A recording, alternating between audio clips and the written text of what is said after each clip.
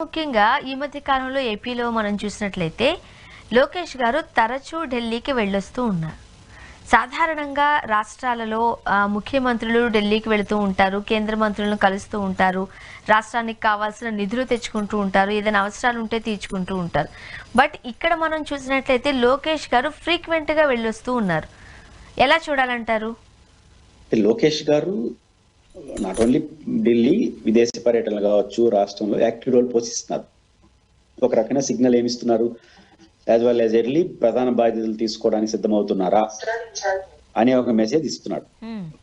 అది మంచిదే, ఎందుకంటే తెలుగుదేశం పార్టీ భవిష్యత్తు నాయకుడు ఆయనే కాబట్టి దానికి తగిన గ్రౌండ్ వర్క్ చేసుకోవడం తప్పలేదు.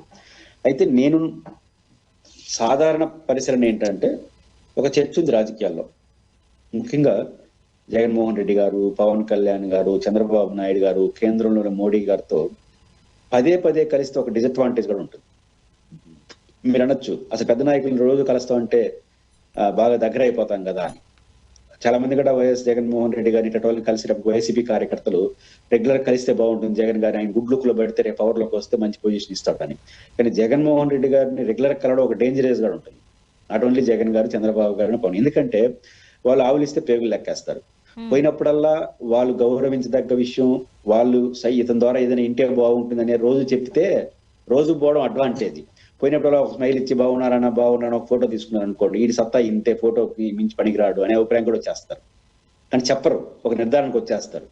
ఎట్లో రాజకీయ నాయకులు కలిసేటప్పుడు రోజు ఫోటోల కోసం పోతే ఎట్టా బాస్ పాలవుతామో వాళ్ళ దృష్టిలో చెప్పరు. కానీ రెగ్యులర్ గా మంచి సలహాలు ఇస్తా పోతే మన అసెప్ట్ అవుతుంది.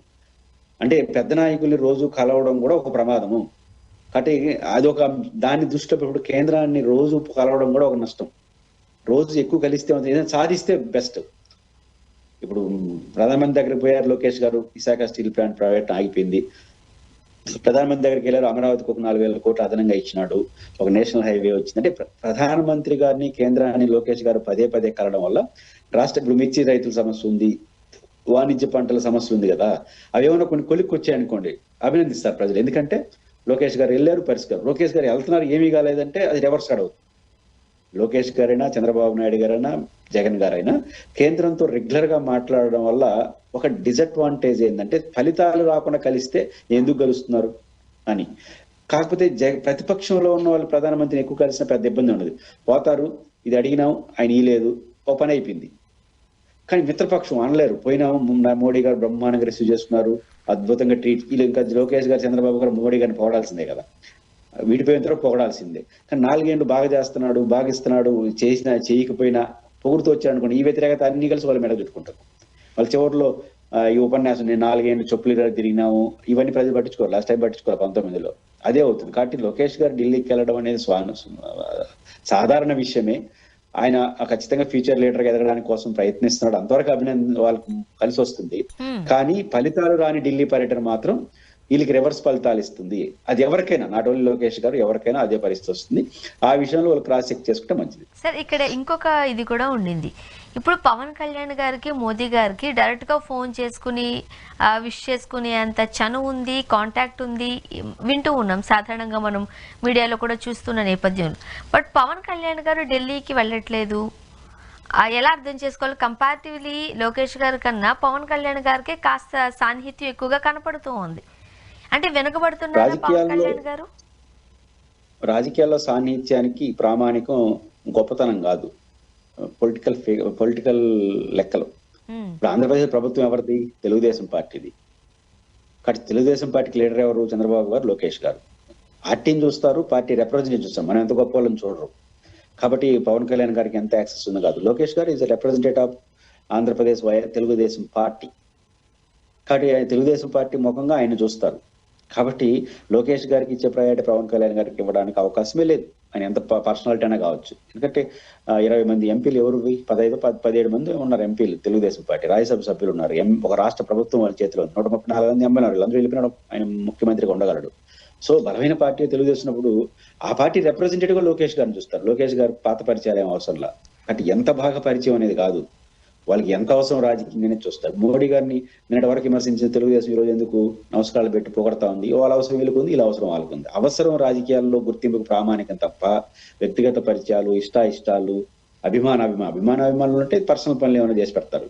కానీ రాజకీయ ప్రయారిటీ మాత్రం వాళ్ళ యొక్క రాజకీయ అవసరం, రాజకీయ ప్రాధాన్యత బట్టి ఉంటుంది తప్ప ఇంకోటి ఉండదు. కాబట్టి పవన్ కళ్యాణ్ గారితో పోల్చుకుంటే ఖచ్చితంగా లోకేష్ గారికి టాప్ ప్రయారిటీ ఉంటుంది. Is representative of Telugu Desam party కాబట్టి ఖచ్చితంగా ఉంటుంది.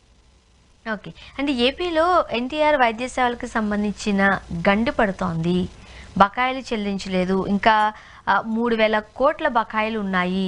సో గట్టిగానే వినపడుతోంది. రోగుల పరిస్థితి ఏంటి, ఏం చెప్తారు మీరు? అంటే ఆరోగ్యశ్రీ అదే ఎన్టీఆర్ హెల్త్ సేవలు ఈ 2 రకాల సమస్యలు ఫేస్ చేస్తా ఉంది. మొట్టమొదటి ఫేస్ చేసే అంశం పాత బకాయిలు చెల్లించకపోవడం. ఈ మధ్య కాలంలో దాదాపు 100 రోజులు అనుకుంటాను బహుశా ఆంధ్రప్రదేశ్ చరిత్రలో ఆరోగ్యశ్రీ సేవలు ప్రారంభమైన ఉమ్మడి రాష్ట్రం నుంచి తీసుకుంటే 100 రోజులు రెఫరల్ హాస్పిటల్ లాంటివి అవి. అంటే దాదాపు 130, 120 ఉన్నాయి. అంటే ఆరోగ్యశ్రీ హాస్పిటల్స్ అంటారు వాటిని, లేకపోతే వాళ్ళు బతకలేరు. అలాంటి హాస్పిటల్ దాదాపు 100 రోజులు సమ్మె చేసినారు. ప్రభుత్వం చివరికి కొంత అమౌంట్ ఇస్తానని మళ్ళీ అది కూడా ఇచ్చినారో తెలియదు. కాబట్టి ఆ రకంగా పెండింగ్ పోతుంది. ఇంకా ఈ వైద్య ఆరోగ్య సేవలు చేసినామంటే నష్టపోతాం అనే పరిస్థితి హాస్పిటల్స్ వచ్చి ఆల్టర్నేటివ్ చూసుకుంటున్నారు. ఆ రకంగా దానికి తెలుగుదేశం పార్టీ ఏమంటుంది, పాత బకాయిలని జగన్మోహన్ రెడ్డి చేసి పెట్టేసిపోయినాడు అంటారు. జగన్మోహన్ రెడ్డి చేసినా ఎవరు చేసినా తీర్చాల్సిన బాధ్యత కంటిన్యూ. ఇప్పుడు జగన్మోహన్ రెడ్డి గారు కొన్ని అసెట్ క్రియేట్ చేసినాడు, దాన్ని వాడుకోవట్లేదా? పాతది కొనసాగిస్తుంది, కొత్తది ఆలోచించుకోవాలి. ఒకవేళ మీరన్నదే కరెక్ట్ అయితే ఈరోజు వైద్య శాఖ వాళ్ళు ఏమంటున్నారు, జగన్మోహన్ రెడ్డి బకాయిలు సమ్ పర్సంటేజ్ ఆఫ్ క్రోర్స్ ఉన్నాయనుకోండి, మీ బకాయిలు ఇచ్చేయండి ఫస్ట్. మీ బకాయిలే కదా, జగన్ బకాయిలు కాబట్టి జగన్ తిడతా ఉన్నాం.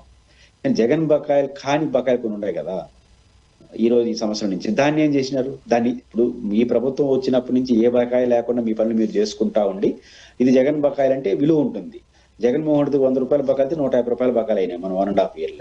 మరి దాన్ని మీరు 2014 నుంచి 19 మీ పెట్టిన బకాయిలు జగన్ తీర్చలేదా? కాబట్టి ఈ చర్చ పరిష్కారం కాదు. కాబట్టి కనీసం ఇప్పుడు ఇస్తుందంటే సమ్ పర్సంటేజ్ ఆఫ్ అమౌంట్ ఇచ్చి మిగతావి త్వరలో ఇస్తామని భరోసా ఇస్తే వాళ్ళు ప్రారంభిస్తారు. ఇది జరగట్లేదు.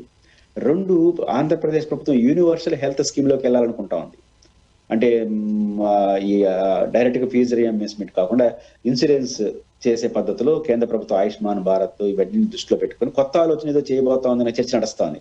ఆలోచన ఎట్లుంటుంది, ఇప్పుడు దానికన్నా మెరుగ్గా ఉంటుందా, ఇంకొక రూపంలో ఉంటుందా, ఎట్లా చేయగలుగుతారు అనేది తెలియదు ఇది విధానాలు. కానీ కొత్త ఆలోచన చేస్తా ఉందంటే అసలు పాత ఆరోగ్యశ్రీ బిల్లు ఇస్తారా అనుమానం వచ్చేస్తుంది వాళ్ళకి. కాబట్టి ఇవన్నీ క్రైసిస్ లో పడుతుంది. ప్రభుత్వం ఫస్ట్ ఆఫ్ ఆల్ పాత బకాయిలు ఇవ్వాలి. కనీసం మీరు ప్రభుత్వం వచ్చినప్పటి నుంచి అన్నా మీ పరిధిలో వచ్చిందన్న అప్పులని తీర్చేయాలి. పాత వాటికి భరోసా ఇవ్వాలి. ఎప్పుడు భరోసా అంటే మేము ఇస్తామంటే కుదరదు. మీ పరిధిలో ఉన్నది ఇచ్చేసేసి పాతవి త్వరలో ఇస్తామంటే యాక్సెప్ట్ చేస్తారు. అది జరగాలి. యూనివర్సల్ హెల్త్ సీమా ఏదైనా సరే ఇప్పటికన్నా బెటర్గా ఏం తీసుకొస్తారో తీసుకురండి. కానీ అది తీసుకొచ్చే పేరుతో ఇది ఉంటుందా అది ఉండదని కన్ఫ్యూజ్ చేసేస్తే మాత్రం లేని భయాలు వస్తాయి. కాబట్టి లేని భయాలు తొలగించండి. ఉన్న రియంబర్స్మెంట్ డబ్బులు ఇచ్చేయండి. ఇవ్వగలిగింది ఇవ్వండి, ఇవ్వలేదని వాయిదాలు వేసి ఏ పద్ధతులు ఇస్తారో చెప్పండి. ఈ 2 చేయకుండా పోతే మాత్రం ఆరోగ్యశ్రీ అనేది ప్రజలకు చాలా ఇబ్బందికర పరిస్థితులు అయితే ఏర్పడుతున్నాయి. కానీ పేద మధ్య తరగతి వాళ్ళు ఈ స్కీమ్ మీదే చాలా మంది ప్రాణాలు నిలబెట్టుకున్న పరిస్థితులు మనం చూసాం రాజశేఖర రెడ్డి గారి హయాం నుంచి కూడా. బట్ ఈ రోజు వాళ్ళ ప్రాణాలు గాల్లో కలిసిపోయినట్టేనా? ప్రధానంగా ఏమవుతుందంటే ఈరోజు మెడికల్ హాస్పిటల్స్ లో ప్రైవేట్ హాస్పిటల్ కానీ లేకపోతే సూపర్ స్పెషాలిటీ హాస్పిటల్ పేదలు వైద్యం చేసుకోవడానికి ఒక వెసులుబాటు ఆరోగ్యశ్రీ రాజశేఖర రెడ్డి గారి కాన్సెప్ట్. ఈరోజు ప్రధానంగా జైతి ఘోష్ కమిషన్ కానీ చాలా కమిషన్లు చెప్పేది ఏంటంటే స్వర్ణ గారు బేసిక్ గా ఆంధ్రప్రదేశ్ లో ఆత్మహత్యలు రిలేటివ్ గా చూసినప్పుడు, రైతుల ఆత్మహత్యలు కూడా చూసినప్పుడు గిట్టుబాటు ధర మాత్రమే కాదు, ఈ కాస్ట్లీ అఫేర్ అయిపోయింది వైద్యం, విద్య. ఆంధ్రప్రదేశ్ సౌత్ ఇండియాలో విద్య కూడా కాస్ట్లీ అయిపోయింది ప్రైవేట్ కార్పొరేట్ కాలేజీలు రావడం వల్ల. అదేవిధంగా వైద్యం కూడా కాస్ట్లీగా మారిపోతుంది. ఒక వ్యక్తి సీరియస్ సమస్య హాస్పిటల్ పోతే 1-2 లక్షలతో లేకపోతే బయట రాని పరిస్థితి ఎక్కడొస్తుంది. ఈరోజు పంట గిట్టుబాటు లేదు, ఉపాధి అవకాశాలు తక్కువ ఉన్నాయి. ఇట్లాంటి పరిస్థితుల్లో ఎట్లా బీట్ చేయగలరు? ఇట్లాంటి పరిస్థితుల్లో వచ్చింది ఆరోగ్యశ్రీ కావచ్చు, ఫీజు రియంబర్స్మెంట్ కావచ్చు. అట్లాంటి దాన్ని పక్కకు పెట్టారంటే ఖచ్చితంగా ఆ ప్రజలు చాలా ఇబ్బంది పడతారు. 2వ పాయింట్ ఏంటంటే నేను ఇంతకుముందు ప్రస్తావన అంటున్నట్టు ఈ ప్రైవేట్ హాస్పిటల్ అయితే ఆరోగ్యశ్రీ సేవలు నెట్వర్క్ హాస్పిటల్స్ అంటారు వీటిని. అంటే ఈ ఆరోగ్యశ్రీ నెట్వర్క్ హాస్పిటల్ అంటారు. ఈ నెట్వర్క్ హాస్పిటల్ 100 చెల్లుండాయి రాష్ట్రంలో, అన్ని మంచి పెద్ద హాస్పిటల్సే. ఇప్పుడు వాళ్ళు అబౌవ్ 50% ఆరోగ్యశ్రీ మీద ఆధారపడి ఉంటారు. ఇప్పుడు అక్కడ డాక్టర్లు ఉంటారు, అక్కడ నర్సులు ఉంటారు, అక్కడ స్టాఫ్ ఉంటుంది, హాస్పిటల్ మెయింటెనెన్స్ ఉంటుంది. 100 రూపాయలు పర్ డే ఆదాయం వచ్చిందంటే దాంట్లో 50 రూపాయలు ఆరోగ్యశ్రీ నుంచి రావాలి. ఇది కట్ అయిపోతే ఆ 50 రూపాయలు వస్తే వాళ్ళు ఏం చేయాలి? హాస్పిటల్ ఎట్లా నడపాలి? సేవలు ఎట్లా అందించాలి? హాస్పిటల్ కూడా క్రైసిస్ పడిపోతున్నాయి. హాస్పిటల్స్ కూడా క్రైసిస్ లో పడిపోతాయి. క్రైసిస్ పడిపోతే ఏం చేస్తారు? ఇంకా దీనికి నమస్కారం పెట్టి వాళ్ళ సేవలు ఏరే పనులు చూసుకుంటారు. ఆ రకంగా రేపు తెల్లారితో నుంచి ఆరోగ్యశ్రీ రోగులు వస్తే రావద్దని చెప్పే పరిస్థితి వస్తుంది అనాధికారికంగా. అధికారికంగా చెప్పే రైట్ లేదు. అనధికారికంగా మాకు లేవండి, బెడ్లు అయిపోయినాయండి, నిరాకరిస్తాయి. ఇంకా ఖర్చులు అవుతాయి కదా, సిబ్బంది ఉంటారు కదా. ఆ రకంగా హాస్పిటల్ క్రైసిస్ లో పడుతున్నాయి. దీని మీద ఒక ఇతిబద్ధమైన హేతుబద్ధమైన నిర్ణయం తీసుకోకపోతే మాత్రం హాస్పిటల్ క్రైసిస్ లో పడతాయి. మీరు అన్నట్టు పేద ప్రజలు క్రైసిస్ లో పడతారు, మధ్యతరగతి ప్రజలు కూడా భరించలేని పరిస్థితికి వస్తారు. కాబట్టి ఈ ప్రభుత్వం సీరియస్ గా ఆలోచించాలి.